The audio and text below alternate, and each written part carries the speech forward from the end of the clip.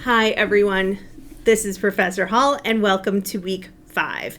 So, you survived the first essay in the class, and if you remember, basically what we did is the first week we talked about how to do a literal reading of an article or an essay.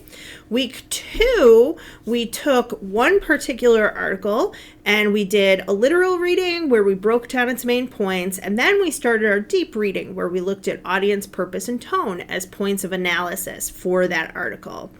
Then the week after that, in week 3, we worked on the Teal method of writing, and we looked at one of those points of analysis in a little bit more depth.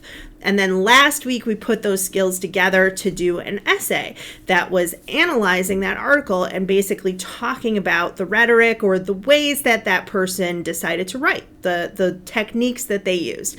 Who was their audience? What tone were they using to reach that audience? Why were they writing? And did they accomplish that purpose? So this week, we're starting a new project, and we're going to be doing something similar where we work on the building blocks before we put it all together into an essay. So what you're going to be doing is using the library databases to find an article from the Opposing Viewpoints database. I have a tutorial for you in a lecture where I lead you through how to use the library databases. I want you to make sure you watch that lecture, because while I also give you instructions of how to get into this particular database this week, the library databases we're going to be using more later this semester. So, and you also probably going to have to use them for your other classes as well.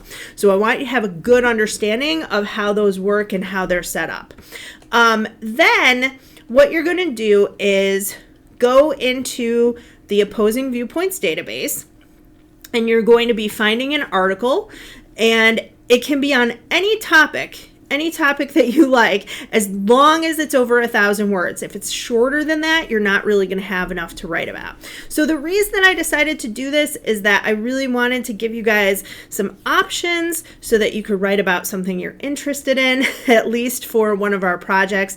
I know it's a little bit different since we're online. If we were in an in-person classroom, we might have a little bit more room to explore different types of topics, like for our first project. But for our first project, I wanted to give you guys the topic, and for this one, I wanted to give you a little bit more freedom. So I can't wait to see what you decide to write about. Once you pick your article, you're going to be doing a literal reading, and then you're going to answer some questions about the article. Basically, do you agree with the author or disagree? Opposing viewpoints, they're always making an argument. So what do you think of the author's argument?